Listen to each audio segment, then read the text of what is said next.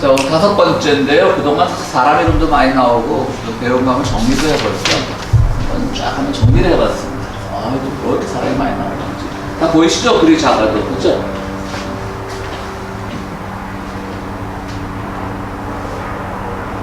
좋긴 좋네. 오늘 제목은 35장이게 챕터가 쫙 있는데 35장입니다. 성탄절은 예루살렘에서. 일단 배우고까지 정리해보면요. 서구 제국주의 세력들은 당시만 해도 인도가 굉장히 중요한 지역이었기 때문에 뭐 전략적 요충지라기보다는 당시 뭐 이제 그 오스만 투르크족도 이미 좀 쇠락해가니까 그 오스만 투르크가 서구 세력에 대항할 정도는 아니었고, 그러니까 이제는 뭐 자원 외교 가장 중요한 것이죠. 그래서 인도가 여러 가지 자원이 이제 풍부하니까 인도로 가는 길을 확보하기 위해서 19세기 말부터 중동에 경쟁적으로 진출하게 됩니다. 사실 그때는 말씀드렸듯이 석유라고 하는 것이 지금처럼 그렇게 중요하게 여기지지 않을 때였으니까 그 사막만 있는 지역에 뭐 그렇게 필요했겠어요. 그러니까 결국은 인도로 가는 땅을 확보하기 위해서, 길을 확보하기 위해서, 그리고 영국 입장에서는 그 길을 영국이 독점하고 뺏기지 않기 위해서 이제 갈등이 시작이 되는 거죠, 중동 지역에서.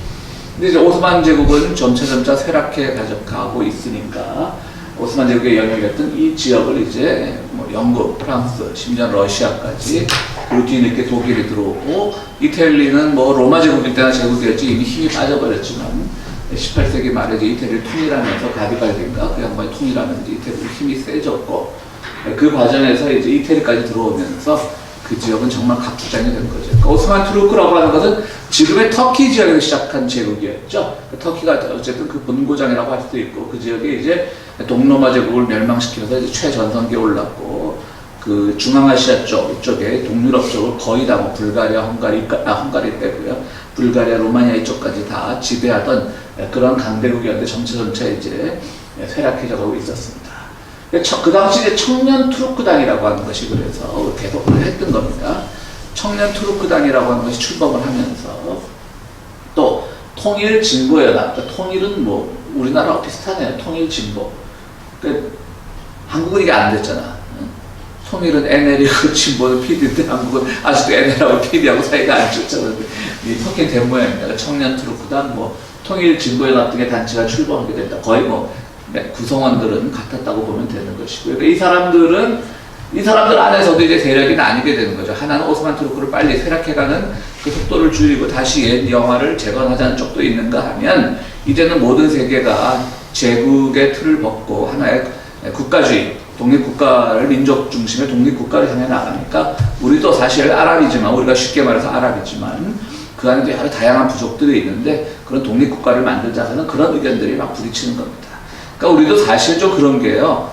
우리가 유럽을 부를 때는 뭐 프랑스, 영국, 독일 다 나눠 부르고, 심지어는 남미를 부를 때도 뭐 브라질, 아르헨티나 다 나눠 부르는데, 아프리카 출신 사람들이 그걸 언제 하면서 뭐 팟캐스트 나와서 하소연을 하더라고요.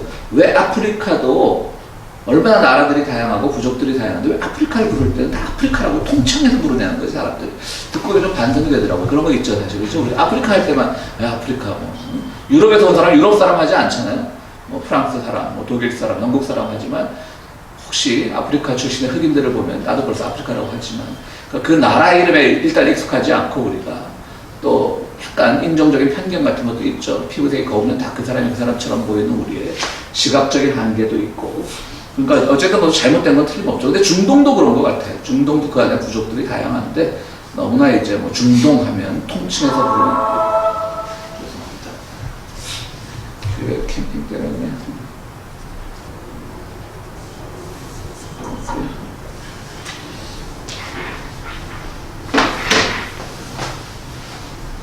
어쨌든 그래서 이제 중동을 보는 이 유러피안들의 서구의 시각은 그냥 하나의 큰 땅이고 우리가 지배할 수 있는 땅이고, 니들 가진 거 뭐 있어? 그냥 땅 정도만, 우리한테 길 정도만 제공하면 돼. 이집트가 좀 발전했지만 뭐 수에즈나 이쪽으로 해서 수에즈 운항이 이미 뚫려 있지만 그 정도 가치, 그야말로 이제 지정학적 가치밖에 없는 거죠. 아니 지리적 가치밖에 없는 거죠. 정치적 가치도 없고 지리적 가치밖에 없는 것이죠. 그리고 우리가 이제 서구 문명, 발전된 서구 문명을 전승해줄게 라고 하는 것들이 이제 유럽 사람들이 가지고 있던 공통적인 교만의 생각이었죠. 그런데 그 중에서 이제 하신가, 그러니까 후세인, 그러니까 이제 이라크 후세인 말고요. 후세인이라는 이름이 워낙 많잖아요. 그러니까 하신가 같은 유력 가문을 통해서, 좀 문법적으로 안 맞네요, 문장이. 하신가 같은 유력 가문을 통해서 아랍 민족주의를 조장하려고 하는 그런 이제 서구의 시도가 있는 겁니다. 왜냐하면 오스만 투르크라고 하는 거대한 제국을 무너뜨려야 되니까 각 민족에게 그냥 콕 찌르는 거죠. 너는 민족국가야, 민족국가야. 너네는 달라, 쟤하고 달라. 투르크는 투르크하고 다르고 뭐 싸우고 뭐 다 달라라고 해서 이제 아랍 민족주의를 조장해서 어쨌든 내부로부터 오스만 투르크의 그 강력한 제국을 무너뜨리려고 하는 시도들이 이제 그 영국이나 프랑스 관리들부터 나오는 거죠. 시도가 있는 거죠. 그래서 이합집산하게 만들고 뒤에서 이쪽 욕하고 저쪽 욕하고 뭐 여러 가지 그야말로 뭐 채찍은 주지 못하지만 당근을 줘가면서 이런 거 조장하고 경우에 따라 당근을 뺏기도 하고 그렇게 하면서 이제 아랍 민족주의를 조장하게 됩니다. 그러니까 오스만 제국이 타격을 입게 되는 거죠. 결국은 그런 것들에 의해서 내부로부터 무너져가는 게 분명히 느껴지니까 오스만 제국의 입장에서는 그런 것들을 가만 좌시할 수 없는 것이고 그 과정에서 오스만대로 더욱더 이 지역에서 이제 기존의 지배권을 끊임없이 갖기 위해서 또 그들은 그들 나름대로 뭐 시리아는 시리아 이런 뭐 지금의 이라크 지역 이런 데 자기들 나름대로 또 달콤한 당근을 제공을 하는 거죠. 이렇게 한다 이렇게 자치권을 좀 더 부여해 줄게 뭐 이러면서 이제 계속 이제 오스만과 이 서구 세력이 중동 땅을 놓고 대립하게 됩니다. 1차 대전 즈음에 이슬람주의자, 이슬람 세계국가, 또 아랍 민족국가 등 다양한 정치 세력이 구성합니다. 그러니까 이제 그 청년 투라크나 통일진보연합이 토대가 되어서 이슬람주의자, 그러니까 그건 뭐냐면 이슬람을 하나의 국가로, 그러니까 민족을 떠나서 이슬람이라고 하는 종교를 하나의 국가 형태로 만들어서 제국에 대항하는 그런 시도들이 있었는가 하면 한편으로 정반대의 아랍 민족국가로 우리가 뭐 시아파 수니파 다르시 우리가 서로 믿는 것이 다른데 민족국가로서 이제 독립을 해야 된다 이런 다양한 정치 세력이 구상을 하게 되고요. 터키는 이제 투르크족은 반면에 이제 우리가 흔히 말하는 그 중동의 혈연적 민족적 특성이 약간 다르잖아요, 그죠? 약간 좀 중앙아시아 쪽이고 그러니까 이제 그런 것들도 이제 좋은 이제 이간질하는 좋은 그 소재가 되는 것이죠. 터키로부터 독립해서 너희들의 민족국가를 만들어라 라고 하는 서구 열강들의 여러 가지 시도가 있는가 하면 또 이슬람 내부 세력에서는 우리가 이 즈음에 이슬람이 하나로 뭉치는 그래서 기독교 세계와 대립하는 기독교 세계와 맞설 수 있는 이런 이제 나라를 만들자 뭐 이런 정치 세력이 다양하게 구상했던 것입니다. 우리 다 했던 건데요. 1차 대전 중에 히자즈라고 하는 그러니까 전체 그 부족의 연합체 같은 겁니다. 거기 하신가의 대표인 메카의 샤리프 후세인은 알리, 압둘라, 하이잘과 함께 아랍 반란을 일으키게 됩니다. 이 후세인이 아까 처음 나왔던 하신가의 대표적인 그 사람인데요. 그러면서 이 영국이 이제 이 사람을 구원하게 되는 것이죠. 후세인을 하신가를 구원하게 되는 거고요. 이 사람은 뭐를 꿈꿨냐면 이 사람은 이슬람 국가를 꿈꿨습니다. 아니면 아랍의 하나된 아랍 민족국가라고 하나된 아랍, 이슬람을 섬기는 하나된 아랍을 꿈꿨던 사람인 것이죠. 그래서 하신가의 아랍 민족 부족주의는 영국 제국주의와 공통의 목표를 지녔습니다. 뭐냐면 이 후세인은 뭐가 이제 제일 결국 사람의 욕망이 자기 스스로 이제 뭐 이런 협상을 하는 과정에서 자기 스스로의 한계를 드러나고 있는 거죠. 그러니까 칼리프가 되고자 했던 거예요. 그러니까 그야말로 짱이 되고 싶었던 거지. 이슬람 국가에서 뭐 수니파, 뭐 시아파 다양하고 그 안에 또 다양한 문파들이 있더라고요. 제가 이거 강의 주변 보니까 우리가 아는 게 수니파, 시아파죠. 그 안에서 다양한 문파들이 또 나오더라고요. 그러니까 그런 것들이 이제 통틀어 자기가 이제 칼리프가 되고 싶었던 거죠. 그러니까 이제 그 너무 빨리 이제 영국 쪽에서는 이 후세인을 자꾸 이제 시켜서 오스만하고 싸우게 하고 본인은 또 영국하고 협조해서 영국이 니들이 우리가 아랍 반란이 성공하게 되면 얼마든지 내가 협조할 테니까 그 대신 이 지역의 아랍 민족국가 혹은 아랍 통일국가, 이슬람 통일국가의 칼리프만 내가 하게 해달라 라고 하는 데서 서로 이제 의견이 일치했던 것이죠. 영국 입장에서는 이미 카드를 다 본 거죠. 이 사람들이 이 협상에 둔한 거예요. 자기 카드 다 보여줬어. 그러니까 영국 사람들 서구를 얼마나 미워했겠어. 지들이 보기에는 뭐 이미 뭐 영국 같은 나라는 개신교 국가고 뭐 프랑스는 가톨릭 국가이긴 하지만 지들이 보기에는 뭐 제가 무슨 교황 같은 걸 되고 싶어 하나 그랬을 거 아니에요. 그렇지만 아무리 개신교 국가라도 그들이 가지는 교황에 대한 생각과 그들이 좀 무시하는 이슬람에서 칼리프가 되는 거는 별게 아니잖아요. 다르잖아요. 뭐 그깟 미개한 중동에서 칼리프 대본들 어차피 영국이나 유럽의 선화교에 있을 터인데 그래도 뭐 가지려면 가져. 이런 생각을 하지 않았겠어요? 그럼 막 밀어주는 거죠. 하고 싶으면 해. 그야말로 교황하고 싶으면 해 이런 거지. 그러나 그들의 생각 속에서 그것이 교황만한 그런 지위를 그 유럽인들이 가지고 있었을까? 저는 아니라고 봅니다. 이미 교황제도라고 하는 것은 그야말로 거의 2000년 역사가 있었고 서구 기독교가 개신교와 천주교가 나뉘긴 했지만 그 안에서 여전히 카톨릭의 영향력이 있는 상태에서 그들이 느끼는 교황에 대한 생각과 칼리프에 대한 생각은 전혀 하늘과 땅 차이였을 거라고 저는 생각해요. 그런데 후세인이 자기 카드를 일찍 보여준 거예요. 나 칼리프만 하겠다 해주면 얘한테 모든 걸 다 허용할게. 이런 생각을 하는 거죠. 쉽게 말해 자기들이 종교인데 여기서 이제 저는 늘 몇 번 얘기했지만 좀 딴 얘기로 세면 그 동학을 얘기하잖아요. 근데 이제 그 동학의 교주 최시영이 잡혀가서 최재호가 잡혀가서 최시영이 잡혀가 나올 때 교조 신원운동을 하죠. 그러니까 임금에게 이제 청와대 청원을 하는 거예요. 그야말로 우리 교주님을 풀어주십시오 하면서 그래가지고 막 신원운동을 하는데 그게 기본적으로 저는 동학이 시작할 때부터 가졌던 한계라고 생각을 합니다. 왜냐하면 적어도 누가 인정하든 않든 간에 종교는 정치 세력보다 위에 있어야 되는 거예요. 그럼 자기들이 우리 교조는 무죄라고 선포를 해야 되는 거예요. 저는 동학의 굉장히 큰 한계라고 보는데 최근에는 또 최시영하고 뭐 정봉준을 독립유공자로 민족 독립유공자로 추수하자는 그런 뭐 서명을 받고 있던데 또 제 아는 상대인 제 후배들이 막 앞장서고 있어서 제가 페이스북에 댓글을 못 달았는데 나는 반대다라고 했어요. 정봉준까지는 오케이. 근데 그럼 교주야 교주. 그러니까 우리가 저거랑 똑같은 거예요. 지금 이 기독교인들이 예수를 정말 지금 그 2000년 전 로마 제국이나 유대인들 향해서 예수가 죄 없다는 거를 빨리 다시 증명해 주시오. 그때 재판 잘못된 걸 증명해 주시오라고 청하는 거랑 같은 거예요. 적어도 교주라고 하면 자기들이 이 종교 정치 위에 있는 그 정도 자부심이 있어야 되는 거예요. 그러니까 그때 제가 말씀드렸듯이 그런 거 잘못하면 야 너는 그런 뭐 목사라고 뭐 이렇게 나올 거 아니야. 목사라고 동학의 교조를 독립운동가 추동하는 거 반대하냐라고 할까봐 내가 꼭 이 동영상을 보는 사람도 뭐 많아봤자 60명 내외니까 이제 근데 어떻게 생각하세요? 그렇게 하나요? 네. 무슨 말인지 아시겠죠? 그러니까 후세인도 너무나 칼리프가 되고 싶어서 물론 알라의 지위는 아니지만 그래도 교황인데 기독교식으로 나오는 교황인데 나 교황만 시켜도 뭐든 다 할게 이러고 나오는 거는 굉장히 그 좀 자기 카드를 너무 일찍 보였고 그 카드가 또 결국 많은 것을 얻어내기에는 부족했고 서구인들이 코웃음 쳤을 가능성이 높고요.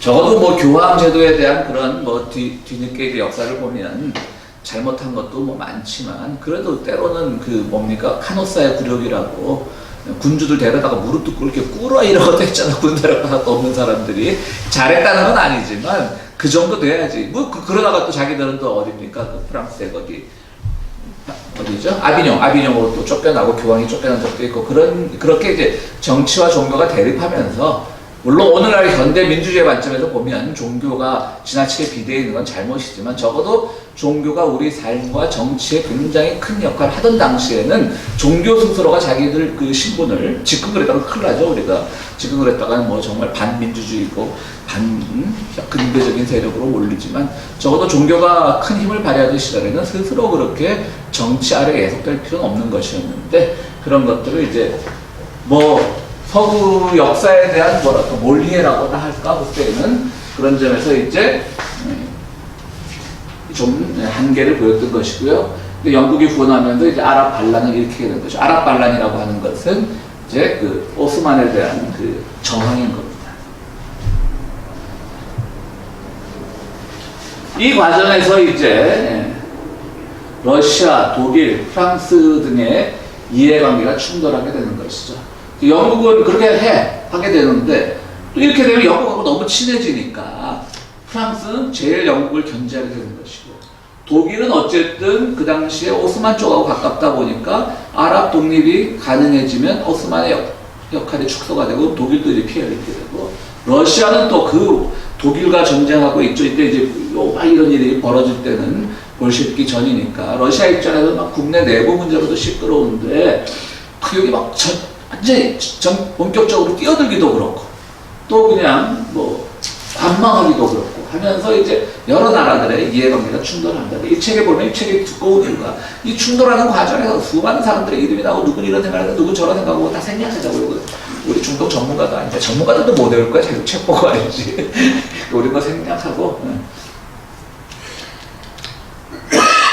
이해관계가 충돌했다는 거죠. 그래서 이제 그 후세인의 뜻대로 잘 되지 않았던 것이죠. 그러니까 후세인이 칼리파지가에 매달리면서 영국에 이용당했고요. 그래서 후세인 맥마흔 서신이라는 것이 이제 서로 이제 이거죠. 실버에서 말한 너 우리 아랍 반란에서 오스만을 무너뜨리는데 우리 영국의 편을 들어주면 너 하는 거 다 되게 해줄게. 라고 해서 이제 맥마흔이라는 사람과 영국의 맥마흔이라는 사람과 후세인이라는 사람이 서로 이제 계약서 비슷한, 조약서 비슷한 편지를 교환하는데요. 거기 보면 후세인의 지배 영역을 불투명하게 기록했다는 거죠. 맥마흔 쪽에서. 무슨 말인가 하면 뭐 시리아 어디까지, 뭐 요르단 어디까지 다 넣어줄게. 우리한테 협조해줘. 그게 아니라 그냥 아랍 전역을 이게 뭐 왜 물에 물 탄데 술에 술 탄데 그러죠. 아랍에 그냥 대충 아랍은 다 네 거야 이런 식으로 표현했던 모양이에요. 그럼 나중에 그것이 실제를 옮겨줄 때 아니 여기서 말한 네 거라고 할 때는 여기까지만 말하는 거에서 이런 할 말이 없는 거 아니에요. 그렇죠? 그러니까 우리가 뭐 저보다 여러분들 더 잘 아시겠지만 계약서 같은 거 쓸 때 명확하게 해야 되는 거죠. 뭐 대충 뭐 좋은 게 좋은 거냐고 믿고 계약서 대충 썼다가 나중에 뒤통수 맞기 좋은 것이죠.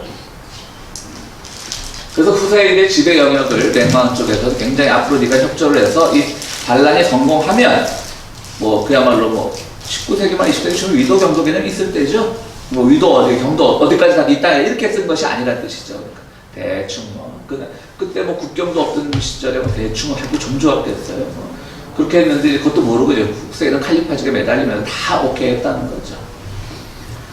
그래서 아랍 반란은 처음에는 열세였으나 영국과 프랑스의 도움으로 또 아라비아 로렌스 그 영화에 나오는 아라비아 로렌스 그 영국 관리였죠. 로렌스와 파이잘의 지휘 아래 이제 전세가 역전됩니다. 파이잘은 누구냐면 뭐 이 책에서 파이살로도 나오던데요.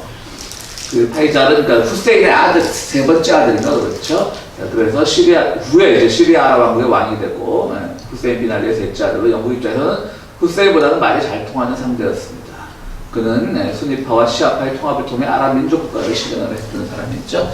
그러니까 이제 하도 후세인이 뭐 칼리파지게 연연하고 또 고집불통이니까 그걸 이제 누굽니까 그 파이잘을 통해서 영국은 그를 이제 중동 쪽의 대화 창구로 삼았고요.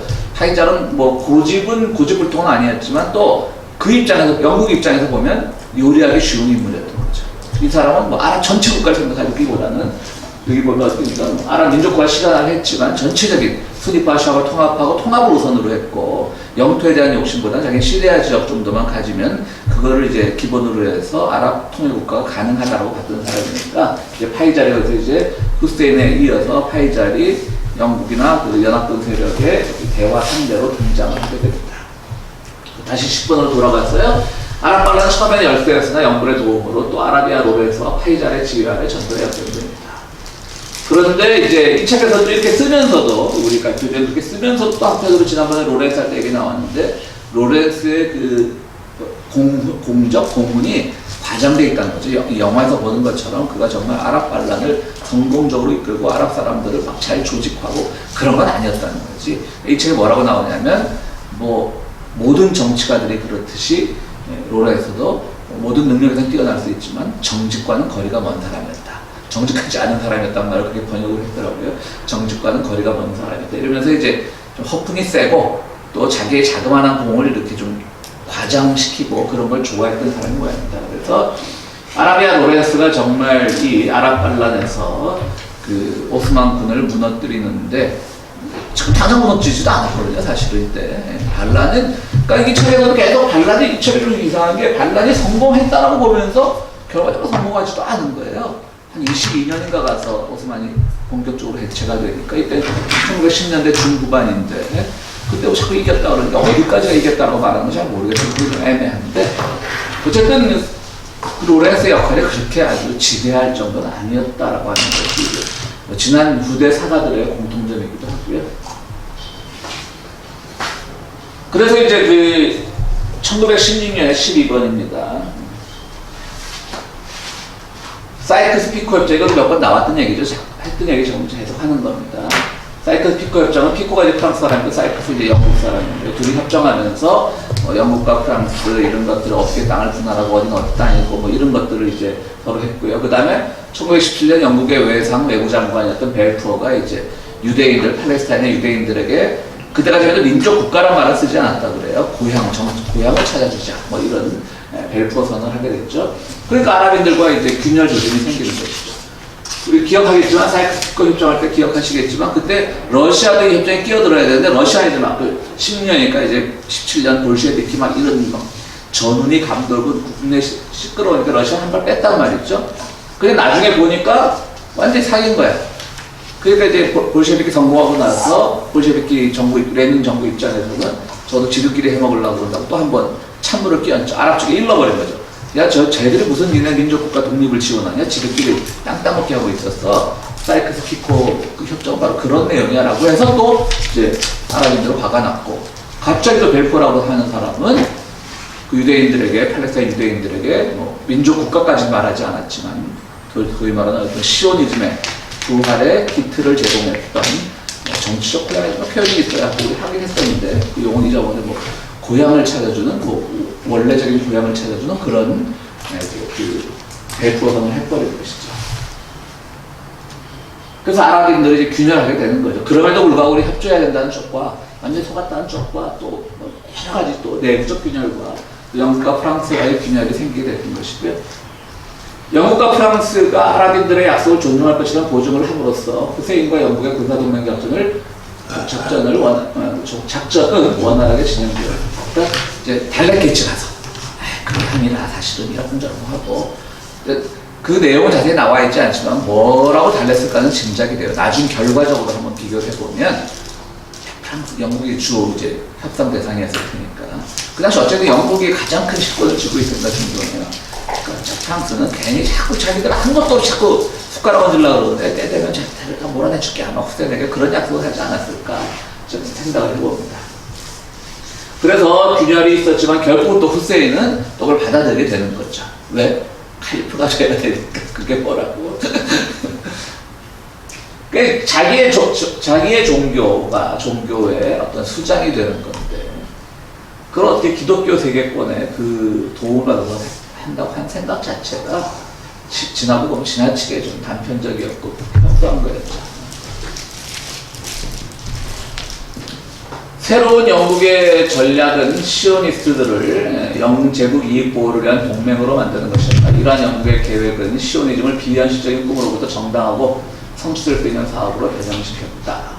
결국 1917년 영국 외상 벨푸어의 선언은 앞선 후세인 맥마훈의 약속과 사이크스 피코 협정을 폐기했습니다. 결국 이런 게 없이 유대인은 그 후세인 맥마훈 약속도 또 사이크스 피코 협정이고, 거기는 유대인들을 팔레스타인에 이렇게 뭐 그들의 국가, 아직도 국가 개념은 아니지만 그들의 그 주거지를 정치적으로 확보해준다는 내용은 없었거든요. 그렇기 때문에 이제 아랍 사람들도 거기에 끼어들었던 건데, 이제 그것을 보면 벨푸어 선언을 통해서 그런 협상들이 이제 잘못됐다는 것을 이제 선언을 해버린 것이죠. 그러니까 여기 보면 이 책에 나온 얘기인데, 영국의 계획은 시오니즘을 비현실적인 꿈으로부터 정당하고 성취될 수 있는 사업으로 변형시켰다라는 말이 나옵니다. 그러니까 이제 그야말로 시오니즘이란 하나의, 우리가 다시금 옛 영광을, 시온의 영광을 되찾자라고 하는 이스라엘 유대교의 어떤 전통적인 사상이지만, 그 당시 유대라고 하는 사람들이 뭐 그렇게 대단히 힘이 있었겠어요. 그러니까 다들 그냥 종교적 관념이고 종교적 그냥 신앙일 뿐이지 성취될 수 없는 것이라고 여겼는데, 이런 뭐 벨푸어 선언 같은 것들을 통해서 그것을 실현 가능한 사업으로 이제 변형시켰다라고 하는 것이죠. 그래서 이걸 보면서 우리가 흔히 이제 그 뭐 구약에 늘 얘기하지만 구약의 뭐 출애굽기나 또 여호수아서에 나오는 그 잔인한 현장, 그 뭐 그러니까 토속 민족들, 소위 말하는 성경 기준으로 하면 이방 민족들이죠. 그 이방 민족들을 무너뜨리는 과정에서 이스라엘의 폭력성이 마구 부각되는 게 내일 제가 자주 말씀드리잖아요. 다고 구라라고. 그러니까 조금의 전승은 있었겠죠.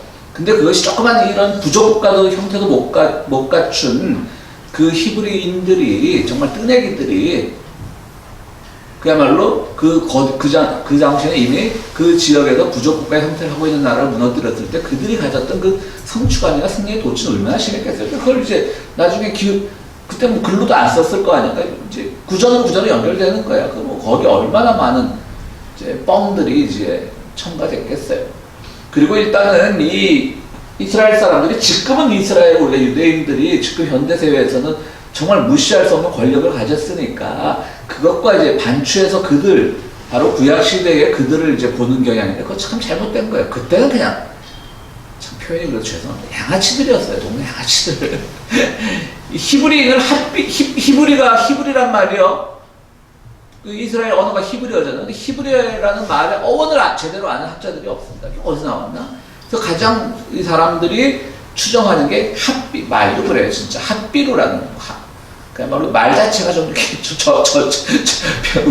우리 편 저렴하잖아요. 핫비루라고 하는 그 말이 있었어요. 그러니까 핫비루라고 하는 건 뭐냐면 완전히 계급적 난인들, 계급적 밑에 있는 사람들, 유럽민들 이런 사람들이에요. 그러니까 그 모세가 그 숫자는 정확하지 않지만 모세가 60만을 데리고 출애굽을 했다라고 할 때 그때 모두가 다 유대인 히브리인들은 아니었다는 주장들도 많죠. 그러니까 이제 그 당시도 다른 데서 노예로 끌려 이집트가 워낙 번성할 때니까.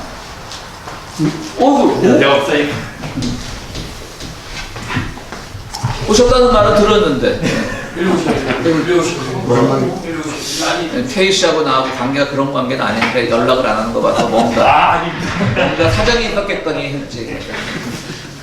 우리도 남의 사정이 있으면 별로 꼬치꼬치 않거든요.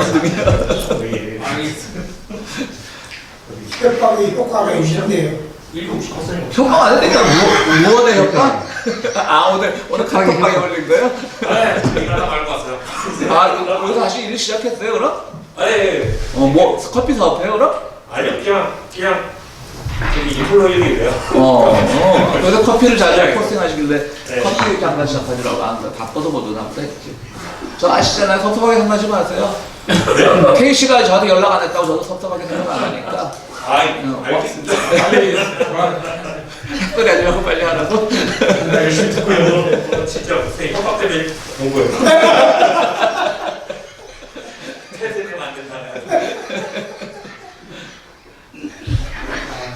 그래서 자주 말씀드렸지만 그 히브리인들이 그렇게 그 당시에 그 가나안을 점령하는 과정에서의 그것들은 우리들은 늘 얘기하지만 계급적으로 봐야 된다는 거지. 그 여리고 성인이 이런데 엄청나게 많은 그런 노예 흔적들 이런 것들이 많이 있잖아요. 성서 고고학자들이 발굴해 보면. 그리고 여리고 성을 무너뜨릴 때 내부 조력자가 누구였냐면 라합이라고 하는 기생이었죠. 한마디로 창녀였죠. 창녀. 그러니까 히브리인들이 그 사회 가장 밑바닥층 사람들하고 내부에서 이제 서로 내통을 한 거죠. 그야말로 그래서 이제 여리고성 무너뜨린 것처럼 봐서 그 오늘날의 오늘날의 유대인들이 가지고 있는 미국이나 전 세계에서 영향력을 가지고 그 당시 유대인들을 봐서 안 된다는 거죠. 저는 그걸 누누이 말씀드렸잖아요. 저한테 여러 번 말씀드렸을 거예요. 왜냐하면 또 당시에 그 팔레스타인에 살고 있던 유대인들은 지난번에 한번 말씀드렸죠. 그 오스만 군대에 협조하려는 사람들도 많이 있었어요. 그 땅을 지켜야 돼. 오스만 대단히 잘해줬거든.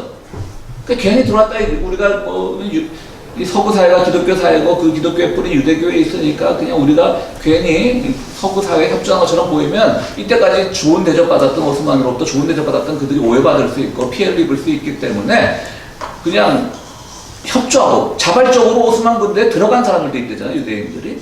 종교가 다르고. 근데 이슬람은 또 자기들 같은 이슬람급으로는 대외적으로 안 해줘도 타종교에 대해서 이렇게 핍박하지가 않았거든요. 그냥 쉽게 말하면 한 2등 시민 정도로만 인정해 주는 것이지.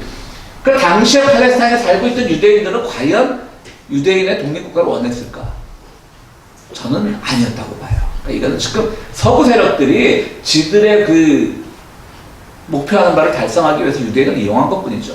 그 과정에서 이제 한 번 더 이제 그 2차 대전 때 아우슈비츠를 겪고 나면서 유대인들이 그냥 정말 이를 악물고, 뭐 그전부터 유대인들이 이제 유럽에 사는 유대인들이나 이 사람들은 뭐 이를 악물고 돈을 벌었던 건 사실이고, 그들이 역사상에서 엄청나게 핍박을 당했던 건 사실이죠. 그건 뭐 무시해서는 안 되는 것이죠. 그렇게 핍박을 당했던 사람들이 그 살아남기 위해서 뭐래요? 항상 부동산을 안 하는 거죠. 요즘 이제 미국에서 부동산도 많이 하지만 유대인들이 들고 튈 수 있는 걸 많이 해야 되니까 뭐 금세공업, 그 다음 금융업, 뭐 채권 이런 금융업 많이 하는 거잖아요. 그죠? 또 조금 들고 튀어야 되니까. 그러다 보니까 이제 기독교, 특히 이 개신교 국가에서는 이 자본이라는 것, 돈이라고 하는 것도 굉장히 이제 지금 한국 개신교는 완전히 돈이 최고의 신이 되었지만, 뭐 칼빈서부터 시작된 종교개혁의 후예들은 돈, 이런 물질을 굉장히 천박한 것으로 봤잖아요. 이익을 추구하는 걸 굉장히. 그래서 뭐 여러분 잘 알지만 그 누굽니까? 이제 그 서구 자본주의와 프로테스탄 정신, 막스 베버 같은 사람들이 그 이제 서구 자본주의 정신은 그 건전한 자본주의. 지금 말도 안 되잖아요. 지금 누가 그 자본주의를 건전하게 봐요, 그죠? 그게 다 개신교 정신을 출범했다고 봤듯이, 그 과정에서 누구도 이제 돈에 대해서 그 지금처럼 그렇게 천박하게 매달리지 않으니까 그 사이를 이제 유대인들이 비집고 들어갔기 때문에 모든 상권이나 이제 금융권을 주게 됐던 거고요.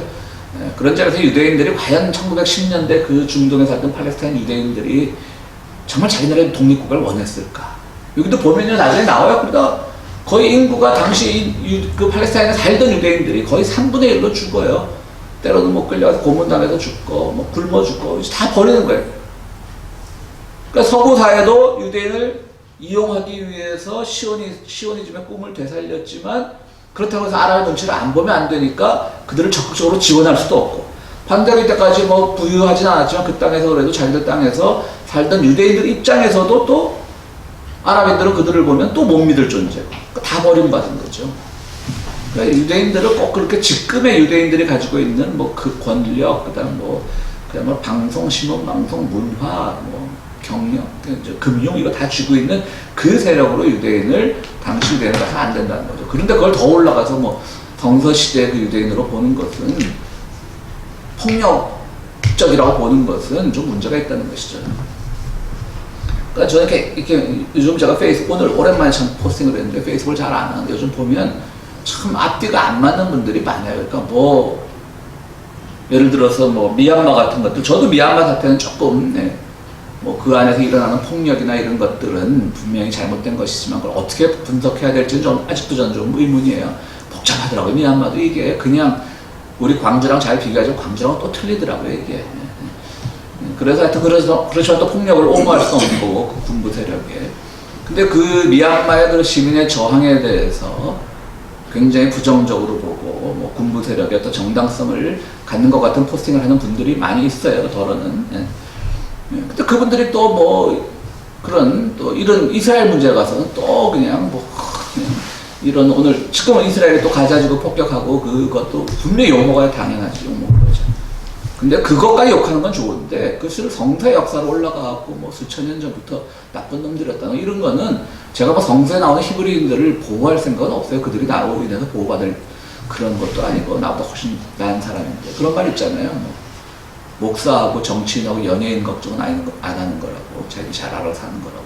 유대인 걱정 우리가 안 해도 돼. 자기들이 잘 사니까 히브리인들 걱정은 안 해도 되는데, 그런 좀 우리가 논리적 일관성이 있었으면 좋겠어요. 그러니까 역사를 맥락에서 봐야 되는 것이지, 분명히 오늘 유대인이 정말 사회의 악 같은 존재죠. 그러나 한편으로는 요즘 넷플릭스 드라마에, 뭐 언젠가 말씀드렸는데 넷플릭스 드라마에 그냥 평범한 유대인들 얘기가 엄청 많이 나와요. 뭐 그리고 베를린에서라고 하는, 우리말로 번역하면 그리고 베를린, unorthodoxy, 뭐 주다이즘인가 뭐 그런 거 있어요. 그냥 unorthodoxy 보셨어요? 한 6부작인데 짧은 넷플릭스 드라마인데, 그러니까 비정통이라는 거지. 비정통 유대인이란 말인데, 그냥 그 안에서도 이별이 있고, 또 그 안에서도 종교적으로 아주 그냥 막 보수적인 사람이 있는가 하면 그걸 탈취하고 싶은 그런 유대인들도 있고, 아무것도 모르고 있는 그런 것도 있고, 그냥 가난한 사람들에도 뉴욕적 유대인들, 지금 현대가 그 배경인 드라마인데, 그런 드라마를 많이 하는 것도 또 나쁘게 보면 유대인들의 어떤 음모가 아닐까. 그러니까 우리 그렇게 나쁜 사람들 아니야. 우리도 대부분 유대인들에게 가난하고 힘들게 살아 뭐 이런 거를 보여주는 게 아닌가. 우리도 순박한 사람들은 순박해 뭐 이런 드라마들이 많이 있던데요. 그래서 저는 유대인 드라마를 많이 보는데 이거 끝나고 다음에 한번 유대교 해보자고요. 우리가 유대교에 너무 오해하고 있어요. 그죠? 한번 유대교로 뭐 한번 해보고 싶다는 생각이 들어요. 그 윌셔하고 그 호바튼가 거기에 지금 유대교 회당을 본래 있던 유대교 회당에 부속 건물을 엄청 멋있게 짓고 있잖아요. 그래서 말씀드린 적이 있는데 나는 유대교는 돈도 많은데 뭐 저렇게 또 상업성, 수익성 부동산을 건물을 짓나 주차장에 그렇게 이게 아니라 완전 문화센터를 짓는 거더라고요. 그래서 이미 한국인 디렉터를 고용을 했고 그게 완공되는 날 아마 한국 신문에 이런 데 엄청나게 광고를 때릴 거라고.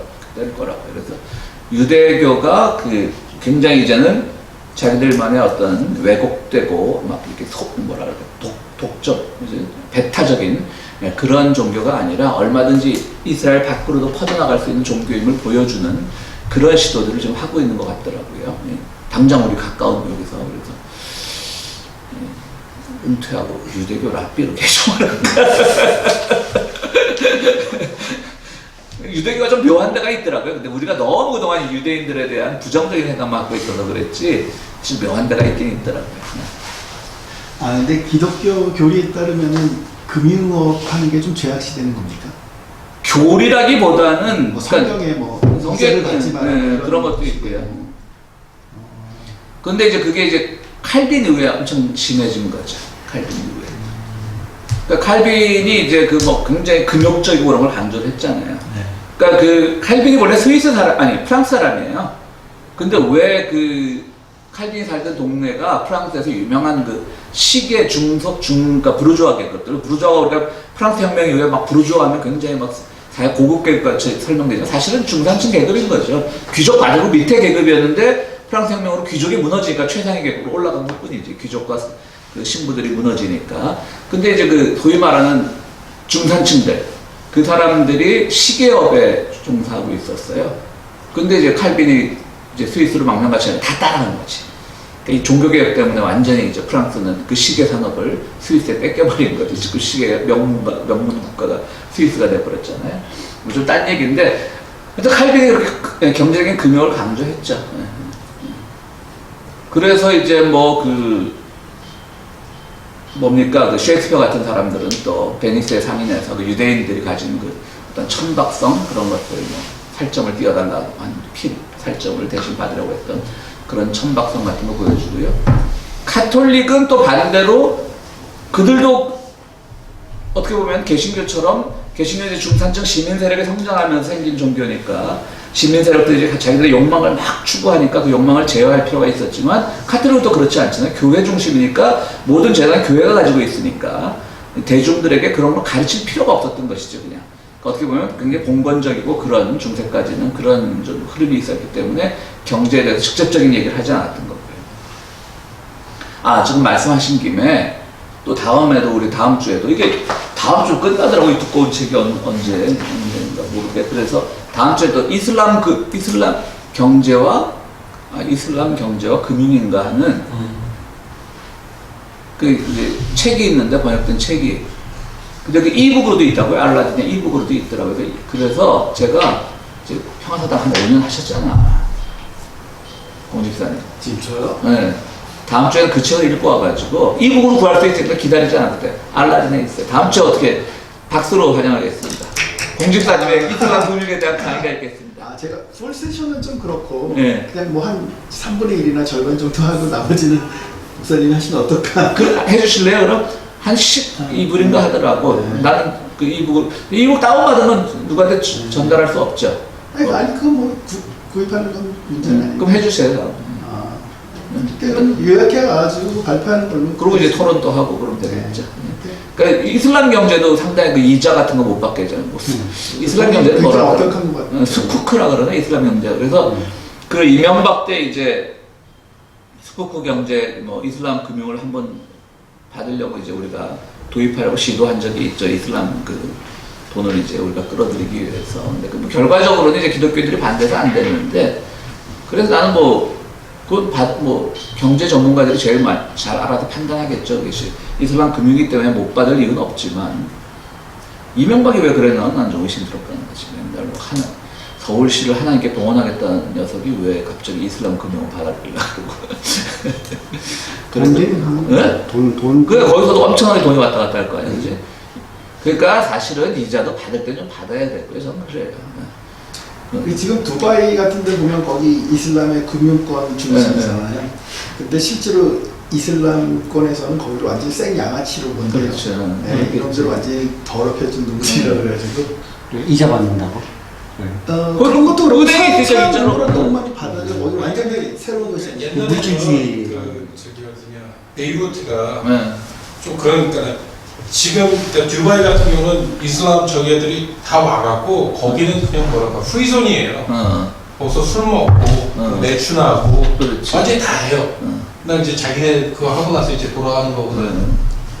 뭐 지금 노는 동네예요 거기는. 그러니까 순수한 이슬람 입장에서 본다면 뭐 지저분한 거지. 그 이명박 시절에 그 뭐 스쿠크 경제인가 그거 들어온다 그래서 좀 공부를 했었는데 뭐 이해를 못 하겠더라고.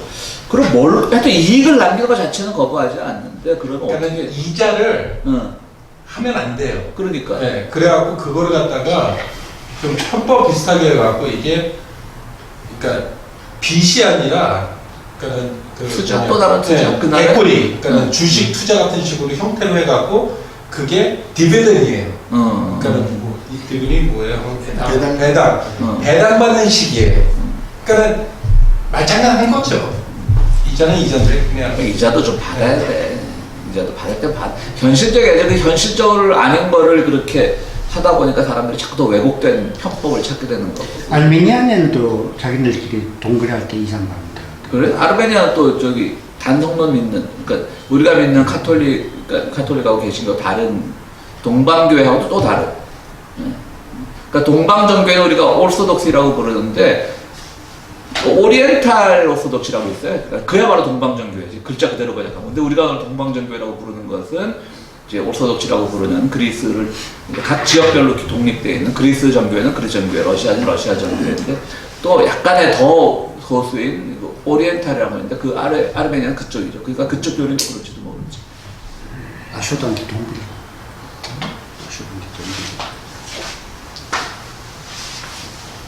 자, 14번이니까 우리 40몇 번, 60몇 번입니다. 이렇게 정리가 좀 정리가 되더라고. 뭐 사람이 이렇게 많은지. 1917년 바그다드 나와요. 1917년 이제 14번입니다. 1917년 바그다드 탈출하고요. 1918년은 다마스커스에서 예루살렘에 입성하게 됩니다. 그러니까 결국 다마스커스는 굉장히 좀 지리적으로 중요한 위치지만 예루살렘은 사실 종교적으로 상징적인 도시죠. 별로 중요한 도시가 아니었는데 어쨌든 오늘 이 35장의 제목이 성탄절은 예루살렘에서라고 했던 것처럼 1918년 12월 10일인가 그러니까 10월 다마스커스를 들어갔고요. 12월 10일인가 예루살렘에 입성한 거죠. 다마스커스는 굉장히 그 당시 그 신약시대부터 이제 요충지였던 것이죠. 지리적 요충지고, 뭐 우리가 잘 아시다시피 다메섹 사도 바울이 가다가 회심하게 됐던 거고. 그것도 재밌는 게 이것도 처음 알았는데 영국은 인도를 통해 중동 지역을 대리 통치하는 계획을 갖고 있었지만 인도는 미온적이었다고 하는 것이죠. 근데 제가 왜 좀 처음 알았다는 거 보면 인도한테 엄청나게 많은 그런 뭐라 그럴까 권한을 줬더라고요, 영국이. 나중에는 오히려 영국 입장에서 인도가 너무 커질까봐, 이 중동에서 인도의 영향력이 커질까봐 두려워했던 그런 흔적들도 있고요. 굉장히 엄청나게 많은 영향을 줬고, 그래서 아마 인도가 큰 나라라 그런 건지. 근데 뭐 사람 생각이 참 그렇죠. 그 인도를 영원히 가질 수 있을 줄 알았나 보지, 그 당시에는. 거의 인도를 요즘 말하면 영연방 정도로 생각했던 것 같아, 식민지인데. 그러니까 우리가 200년 됐었잖아요. 응? 근데 거의 150년, 200년 됐어요. 그렇지. 그러니까 그럼 내 거. 내 거. 그러니까 간디가 그렇게 그 생각을 했던 거예요. 전에 가서 간디가 그렇게 우리 독립운동가들이 일본한테 당했던 것만큼은 당하지는 않았을 거라는 생각이 얼핏 들더라고. 그죠? 거의 준영국, 남아프리카 가서 이렇게 또 활동하다가 나름대로 이제 역시 2등 시민 대접을 받았겠지만 우리 조선인들 일본 사람들이 당한 것 같지는 않았을 거라는 생각이 들더라고요. 공부하면서 보니까. 거의 직접 통치도 하는 거 아니에요? 즉 통치했지. 아니, 근데 자기네들 거기 그 이렇게 분할해가지고 네. 거기다 인도애를 갖다가 시켜가지고 그렇지. 네, 그렇게 계급이 있으니까. 네. 하여튼 그 인도는 참 그게 안 없어지면 한 지금 그 카스트 제도가 헌법상으로 없거든요 지금. 근데 뭐 지방에서 아직도 여기 미국에서도 그래요. 여기서 인도 애들이 네, 여기서 어느 봤는데 따기를 막 걷어 올리더래요. 그래갖고 이거 왜 황당해하고 물어보니까는 카스트 저기 때문에. 이름 보면 대충 안다고 그러니까 뭐 지금 계급별로 이름 보면. 어느 동네 출신인지 이름 보면. 이름하고. 나 오래전이지만 내가 벨기에 있을 때 그 봤어요 실제로. 어떤 애는 유학을 보냈는데 인도애를 그 카스트 제도 제일 밑에가 뭐지? 그 달리트인가 거기를 같이 보내더라고 종으로. 그 대신 공부도 시켜. 근데 가방 못 짜 공부도 해. 그러다 나중에 걔가 더 공부 잘하면 어떡하는 거지? 근데 달리가 아마 수도라 아니야? 수도라죠. 왜냐면 달리트는 달리트는- 다성에도 안 들어가 그지? 네. 다성에도 차가 못 끼는 숙제 대신해주는 거에 포함이 된다. 왜 뭐 저기 누구야 삼성가에 뭐 재벌가에 이제들 다 뭐 직원들 하나 딸려보내잖아 대신 공부 시켜주는 논문 대신 써주고. 아 진짜 그렇대요. 그 전에 먼저 공부해갖고 보내서 다 하고. 문제를 따라라고 그래서 선생님한테 똑같이 그 이제는 다들 영어나 한지 모르겠어. 그래서 삼성 사장되고 그러니까 이제 인도한테 맡기려고 그랬더니 점령제 사법제도 중에서도 혼란이 온다는 것이죠. 당시에는 최고 법원이 콘스탄티노플, 그러니까 동로마 제국에 쓰였던 콘스탄티노플까지 가야 되는데 오스만 제국. 그러니까 이제 아직 오스만 영향력이 있지만 그럼에도 불구하고 이제 뭐 영국이나 이런 탈취한 땅 그 지역에서 뭐 사법제도를 형성하려도 사법제도를 하루아침에 바꿀 수 없으니까 사람들이 헷갈려 한다는 거지. 이거 뭐 대법원까지 가야 되고 콘스탄티노플까지 가야 되는지 또 영국의 법이 다르고 또 인도의 법이 다르니까 어쨌든 그것이 그렇게 점령지를 자기들 것으로 삼는데 손쉬운 일은 아니었다라고 하는 것이죠. 영국은 예루살렘 탈환을 위해 팔레스타인 유대인들을 이용했으나 결국 노출되어 많은 희생이 됐습니다. 아까 제가 말하고 싶은 게 그거예요. 영국은 예루살렘 탈환을 위해서 이제 팔레스타인 유대인들을 막 스파이로 많이 동원을 했죠. 그러나 그 지도자급인 몇 명 이제 이 사람들이 나왔는데 그들이 뭐 끌려가서 죽고 이러면서 1917년 말 예루살렘의 유대인 인구는 본래 인구의 3분의 1로 줄었고 굶주림, 질병으로 죽었고요. 또 들어가 고문으로 죽었고 그러니까 팔레스타인 이 예루살렘 이 지역에 많은 유대인들이 희생당했다는 거죠. 결국 말씀드렸듯이 서구 사회와 오스만 사이에서 그 갈등으로 죽었다는 것이죠. 그러니까 둘 다 손을 안 대는 것이죠. 그 십자군 전쟁을 소재로 한 영화 뭐 있죠? 뭐지? 하여튼 있어. 그 유명한 영화 하나 있는데 그 영화 봐도 그렇잖아요. 이슬람적에 살 때는 예루살렘이 이슬람의 지배에 있을 때는 말씀드렸듯이 그 이슬람하고 동일한 대접을 받지는 않았겠지만 적어도 세금을 좀 더 냈고 지난주에 우리가 꿀안의 예언자들 하면서 했지만 예수도 그런 말 했잖아요. 어릴 때 엄마가 젖 먹으면서 자꾸 사생아라고 욕하니까 거기다 대고 나는 알라로부터 내가 계시를 받았는데 난 알라가 보낸 예언자고 나는 또 알라께서 나에게 지난주에 한 거 중에 그런 내용이 나와요. 알라께서 나에게 이슬람세를 열심히 바치라고 하셨다.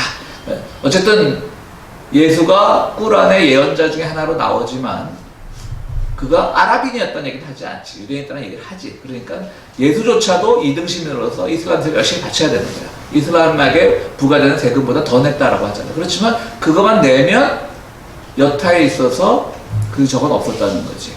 불이익이나 차별은 없었다는 것이고 또 좀 딴 얘기로 가면 지금 이집트의 콥틱 기독교라는 게 있잖아요. 콥틱 기독교라는 거는 그것도 좀 독특한 겁니다. 그것도 이제 단성론이에요. 단성론. 우리가 이제 개신교와 카톨릭이 믿는 교리는 거의 90%가 일치하죠. 뭐 니케아 종교에서 나왔던 그런 걸 이제 기본으로 해서 하는 거니까. 그러니까 그게 이제 뭐 삼위일체 그리고 우리는 양성론. 그러니까 이제 그 예수의 존재를 놓고 이제 많이 싸움이 되는 거지. 이 양반이 신이야, 사람이야. 그래서 이 양성론이라는 게 나중에 이제 니케아 이후에 콘스탄티노플인가 그 종교회의에서 결정이 되죠. 그래서 예수는 참 인간이요 참 신이다라고 하는 양성론 두 가지 성을 다 공평하게 갖고 있고 한 성이 그러니까 좀 독특해요. 삼일체론이랑 비슷해요. 한 성이 더 부각돼서 나타나지는 않는 거예요. 그러니까 그야말로 참 사람인 동시에 참 인간인 거예요. 참 사람인 동시에 참 사람인 동시에 참 신인 거예요. 근데 단성론은 뭐냐면 자꾸들 오해를 하는데 한 성만 강조하는 단성론이 아니에요. 대부분의 단성론은 예수는 하나님이요 인간의 성품을 다 가지고 있는데 하나님의 성품이 우세하다는 거예요. 그러니까 인성은 거의 감춰진다는 거죠. 없는 게 아니라.